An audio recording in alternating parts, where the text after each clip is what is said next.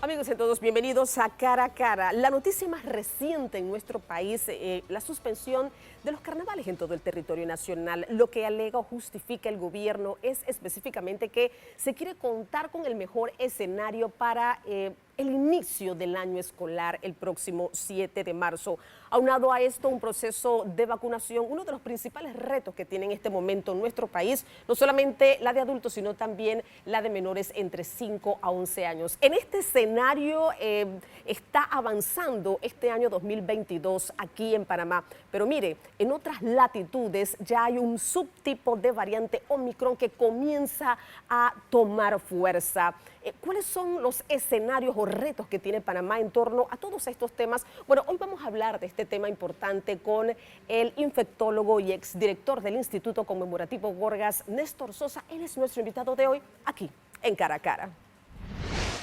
Doctor Néstor, qué bueno tenerlos con nosotros aquí en Cara a Cara, y yo sé que usted sigue muy de cerca todo lo que pasa aquí en Panamá. Decía yo, la noticia más reciente, este decreto a través del cual se suspenden los carnavales en todo el territorio nacional, obviamente la parte económica de aquellos que utilizan esta festividad para poder mover un poco el tema de reactivación económica, pero ¿son las decisiones acertadas las que está tomando nuestro país a fin de poder controlar en la medida de las posibilidades esta variante, doctor Néstor, que a todas luces es muy contagiosa y ya vemos los resultados día a día aquí en nuestro país? Bienvenido a Cara a Cara.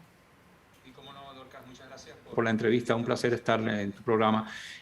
Bueno, sí, mira, la verdad que una de las cosas que hemos aprendido con esta pandemia es lo difícil que son las decisiones de salud pública que afectan la economía. O sea, no hay una decisión fácil.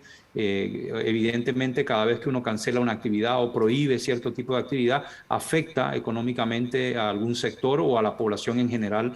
Pero la verdad es que en este momento en que está Panamá y muchos otros países del mundo, estamos viviendo esa cuarta ola o la ola de Omicron, de esta variante que efectivamente, como tú mencionas, es muy transmisible, y aunque las personas vacunadas tienen una enfermedad menos severa o menos probabilidades de evolucionar a una enfermedad más grave, no deja de ser un problema. Hay muchos niños no vacunados que sí pueden padecer la enfermedad severa, y otras personas que no han completado su vacunación o que no se han vacunado, o bien que tienen un problema en su sistema de defensas o enfermedades que una vez que le cae Omicron terminan en el hospital y pueden inclusive quedar en cuidados intensivos y fallecer. Entonces, obviamente los gobiernos, no solo de Panamá, de todos los países, tienen que poner en la balanza qué pueden permitir, qué no pueden permitir para tratar de controlar la expansión de esta variante en las comunidades y disminuir el impacto sobre la salud y la vida de las personas, ¿no? Cierto es que aquí el gran reto es Omicron, es muy contagiosa, pero también hay un proceso de vacunación bastante intenso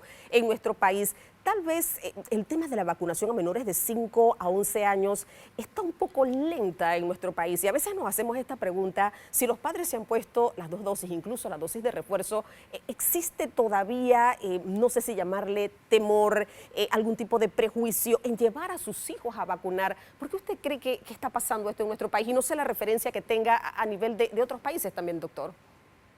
Sí, bueno, no, definitivamente la vacunación en los niños es muy importante porque primero, aunque sabemos que este virus no afecta desproporcionadamente a los niños, los afecta, y acá en Estados Unidos han muerto niños por el COVID-19. Además de eso, los niños pueden también desarrollar el COVID largo, o que se dice en inglés long COVID, es decir, síntomas que les persisten por varias semanas y que le incapacitan. Yo he visto niños acá que tienen problemas para hacer deportes, que tienen problemas para concentrarse y leer después que han pasado un COVID, incluso un COVID leve. Entonces, no es solamente la hospitalización, que de por sí es traumática, la posibilidad de requerir cuidados intensivos, sino también las complicaciones del COVID largo que pueden afectar al niño. Y por otro lado, los niños obviamente no son los mejores usuarios de mascarilla, son niños, ellos no van a seguir todas las reglas estrictamente, y hay más probabilidad que contagien a sus familiares, a sus abuelitos. Entonces se produce pues esa situación, y por ello es tan importante vacunarlos para que tengan la protección que les confiere la vacuna, especialmente la protección contra enfermedad severa, contra admisión a cuidados intensivos y en contra también de morir de la enfermedad del COVID-19, de la neumonía que produce el COVID-19. Doctor, entra un poquito en materia ya usted como experto. ¿Es común tal vez está siendo un poco más común la combinación de Delta y Omicron? Conversábamos recientemente con uno de sus colegas, el doctor Michel, y él decía, esto sí que sería lamentable si esto toma mucha fuerza. En Panamá tal vez no tenemos la estadística, pero ¿qué conocimiento tiene usted sobre esta combinación que a todas luces sería muy letal definitivamente para quien contrajera estas dos variantes? Sí, bueno, yo pienso que es muy difícil ahora mismo que realmente el virus se recombine. La variante Omicron tiene muchas mutaciones, incluso algunas de las mutaciones que tiene Delta, y la posibilidad de que surja una recombinación de esas dos no es muy probable. De hecho, en casi todos los países lo que ha ocurrido es que Omicron ha sustituido a Delta y Delta ha bajado rápidamente. Yo te digo el ejemplo de aquí en el estado de Nuevo México, en Estados Unidos, que yo sigo muy de cerca porque obviamente es donde trabajo. Nosotros teníamos a mediados de diciembre prácticamente 100% Delta y a finales de diciembre 100% Omicron. O sea, hubo una completa sustitución, no hay esa recombinación genética. Así que eso no me preocupa tanto, es una probabilidad teórica, pero realmente no. Y lo que se ha visto más bien es que Omicron sigue adquiriendo otras mutaciones y de hecho hay esa variante que tú mencionaste en la introducción, la BA2, que es como una subvariante de Omicron, Omicron con algunos cambios, y eso está empezando también a circular en algunos países, pero realmente una combinación entre Delta y Omicron lo veo poco probable. Yo no me preocuparía tanto en este momento, más bien la preocupación es si surge una nueva variante que eluda digamos, las defensas que se inducen con la infección o con la vacuna, y eso es lo que se sigue monitorizando en todo el mundo. Hay muchos laboratorios que trabajan colaborativamente para detectar y reportar el surgimiento de estas variantes. Mire, vamos a la primera pausa, doctor Sosa, pero cuando regresemos vamos a hablar precisamente sobre este subtipo de Omicron, la BA2. ¿Cómo ha comenzado a afectar su presencia en más de 40 países? Por ejemplo, Dinamarca es el más afectado de ellos, con alrededor del 79% de los casos. Le siguen Reino Unido, 6%, India, 5%, Suecia, 2%, Singapur, 2%, y así podemos ir mencionando otros países. Y también un poco esta modificación de la vacuna que se está haciendo contra el Omicron específicamente, creo que va en la segunda fase, si la memoria no me falla. Me gustaría ver esos elementos porque todo esto entra dentro de este proceso para ir ajustando estas medidas e ir combatiendo una pandemia, doctor Sosa, que sabemos cuándo inició, pero no sabemos cuándo va a terminar. Y como usted bien lo decía, no sabemos todas las mutaciones que están todavía por delante. Vamos a la pausa muy breve y enseguida retornamos con más aquí precisamente en Cara a Cara.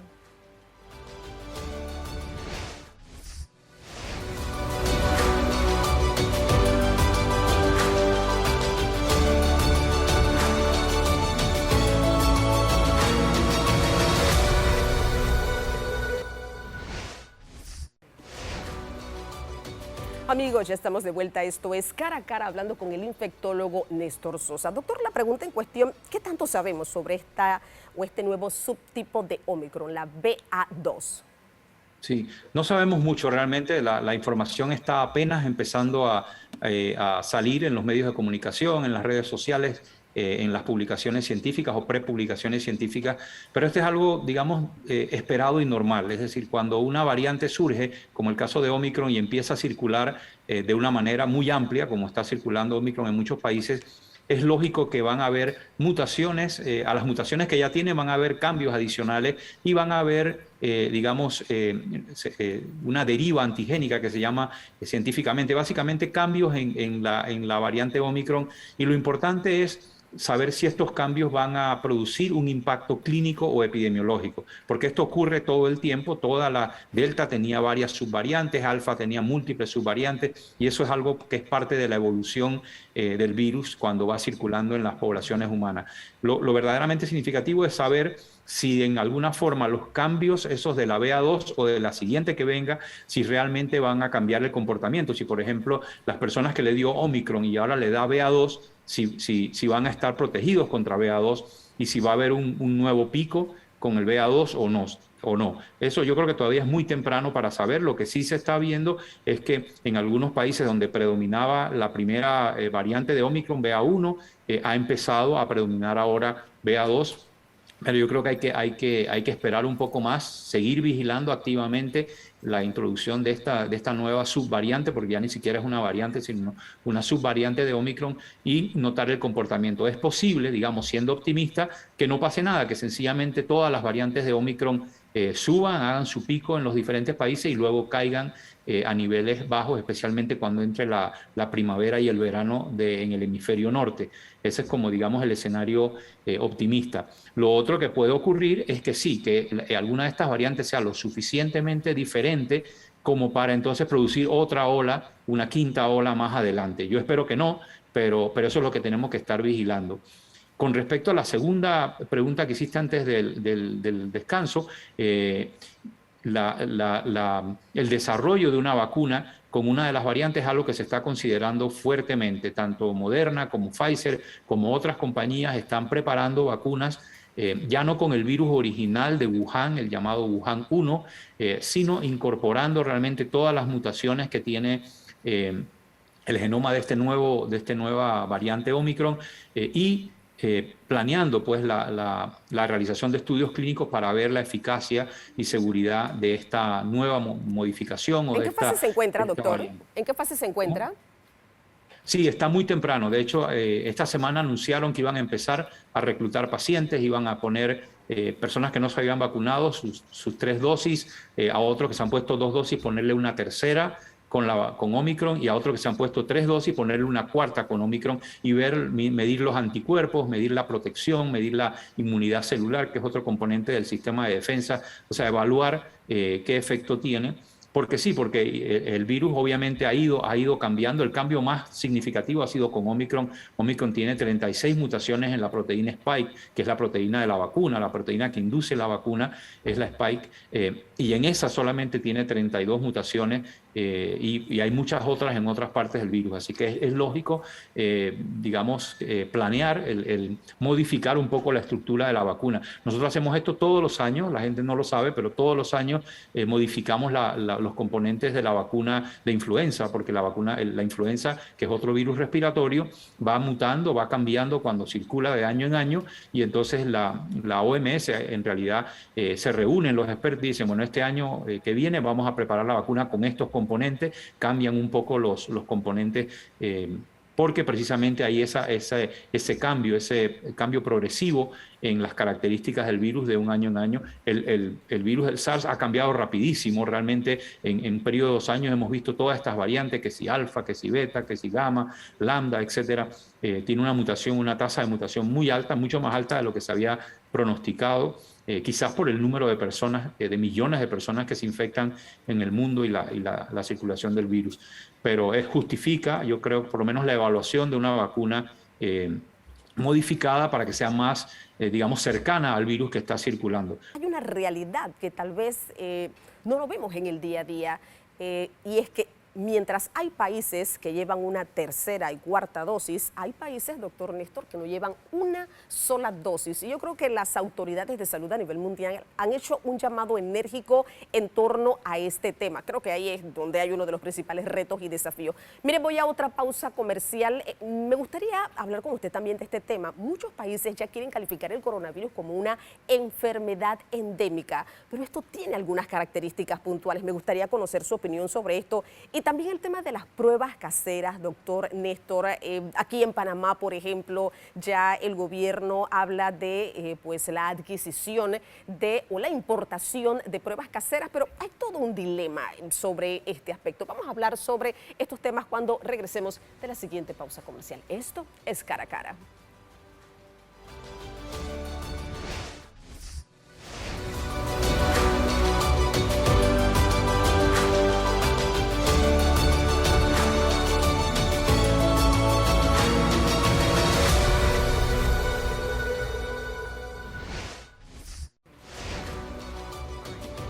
Amigos, ya estamos de vuelta. Esto es Cara a Cara. Doctor Néstor, este tema de que algunos países ya quieran declarar el coronavirus como una enfermedad endémica, ¿cómo lo ve usted? Porque sí hay algunas características específicas cuando ya uno declara enfermedad endémica, algunos casos particulares. Bueno, así ha ocurrido a lo largo de la historia. ¿Qué piensa?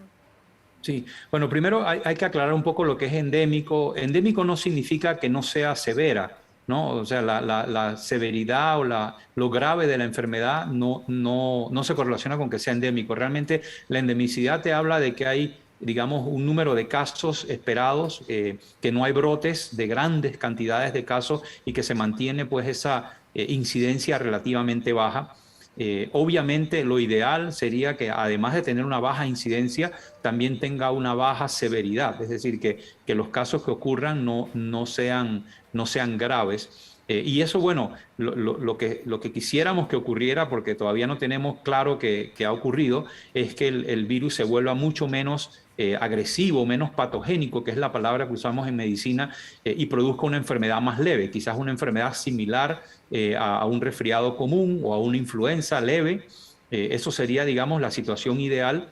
Y por otro lado, que haya suficientes personas que hayan tenido ya sea la vacunación completa o que hayan tenido la vacunación combinado con la infección y ya no se infecten o se infecten mucho menos. Entonces esa combinación de, digamos, aspectos positivos llevaría a esta situación de endemicidad donde sabemos que el virus existe, circula, pero habrán, qué sé yo, 5, 10, 25 casos por mes y no estamos hablando de 12.000 casos en una semana como está ocurriendo en un momento epidémico, Pero ¿no? eso todavía no se está dando, doctor, ¿no? Eso no se está No, dando. en este momento estamos Claro. ante una epidemia de casos en todo el mundo. O sea, en Panamá yo he visto los números cómo subieron rápidamente. Este no es el momento para considerar la endemicidad, porque a veces las personas, como dije, confunden endemicidad con la severidad.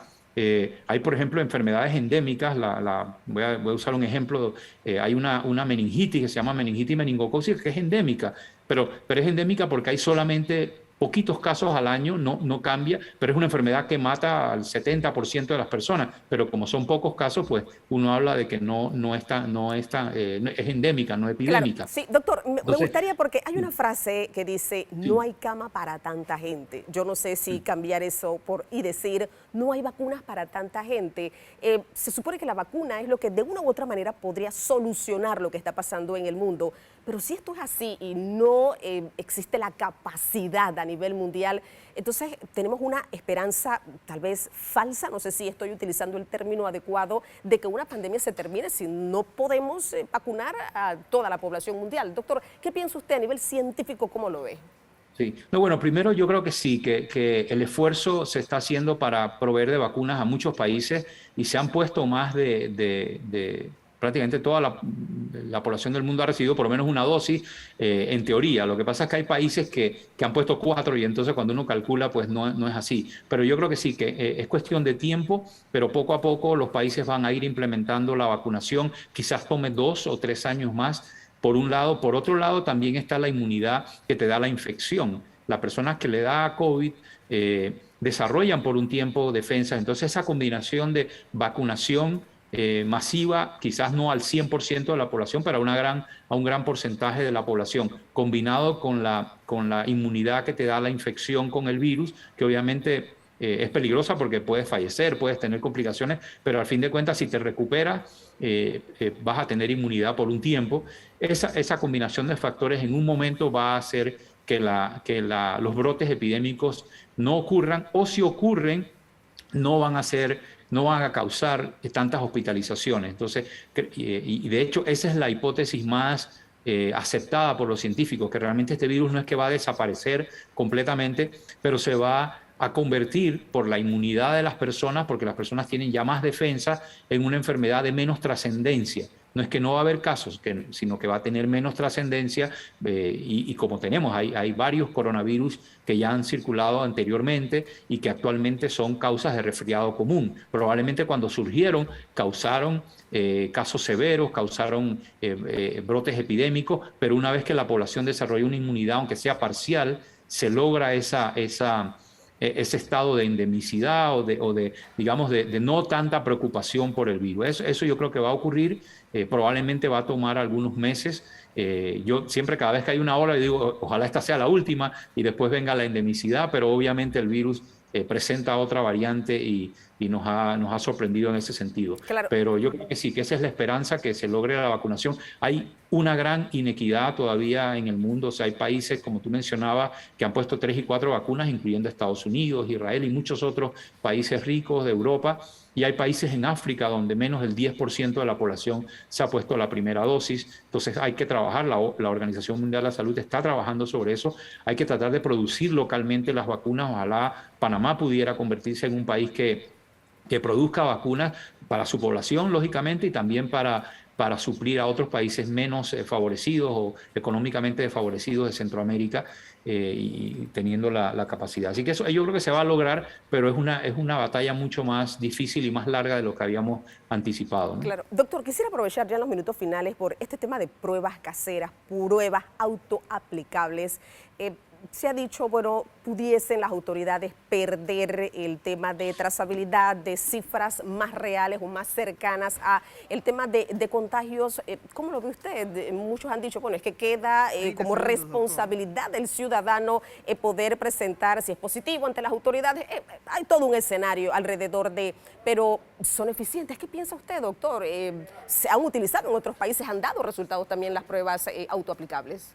Sí, la verdad que en una situación de pandemia como la que estamos viviendo, se justifica el uso de estas pruebas. Obviamente tienen limitaciones, como tú has señalado, pero yo doy el ejemplo de si una persona, por ejemplo, empieza a tener síntomas de la enfermedad de COVID, y le toman 2, 3, 4, 5 días tener un resultado de una prueba, ya sea porque no hay suficiente o porque tiene que esperar que le den el resultado, le den una cita para hacerse la prueba. En esa situación, una prueba rápida, por ejemplo, que la persona se haga, si sale positivo y esa persona se aísla de sus familiares, se pone una buena mascarilla, llama a su trabajo y dice, no voy a ir porque estoy positivo, voy a hacerme la prueba confirmatoria en el Gorgas o donde sea, pero esa persona toma medidas, evita el contagio de otras personas, porque precisamente esos primeros días de la enfermedad son los más peligrosos desde el punto de vista de contagiosidad. Entonces, si tú puedes acortar esa espera de 2 o 3 días con una prueba positiva que te has hecho casera, es conveniente. Lógicamente, sí, probablemente si esa persona no se hace una prueba oficial, no va a ser reportada en las estadísticas. Si la prueba sale negativa, no lo descarta, porque esas pruebas no son 100% sensibles, como la PCR es mucho más sensible, las pruebas estas que hacen los laboratorios, pero de todas maneras confiere un beneficio en una situación excepcional como es una situación de pandemia, y en muchos países se utilizan en las escuelas, se utilizan en los trabajos. Nosotros estamos haciendo aquí, por ejemplo, un estudio en los mineros. Antes que entran a la mina a trabajar, se le hace una prueba casera rápida que ellos mismos se toman la muestra, porque tú no quieres poner una persona en un lugar cerrado como una mina, pero pudiera ser un casino, pudiera ser un hospital, un hotel, a trabajar en un lugar cerrado positivo, estando infeccioso. Y si la prueba te va a demorar 4 días en darte un resultado, entonces no te sirve, porque esos 4 días la persona va a estar transmitiendo. Entonces sí tienen una utilidad, tienen sus limitaciones, pero tienen una utilidad en una situación excepcional como es una pandemia. Doctor, mil gracias por habernos acompañado, compartir su experiencia, conocimientos, y sé que usted sigue muy de cerca, como dije al inicio de la entrevista, todo lo que ocurre acá en nuestro país, en Panamá. Gracias al infectólogo, exdirector del Instituto Conmemorativo Gorgas, Néstor Sosa. Queda de nuestra parte seguir protegiéndonos. Todavía nos quedan algunas semanas donde van a aumentar los casos de esta enfermedad, así que hay que seguir siempre con todas las recomendaciones e instrucciones que día a día están dando las autoridades de salud. Muchísimas gracias por habernos acompañado aquí en Cara a Cara.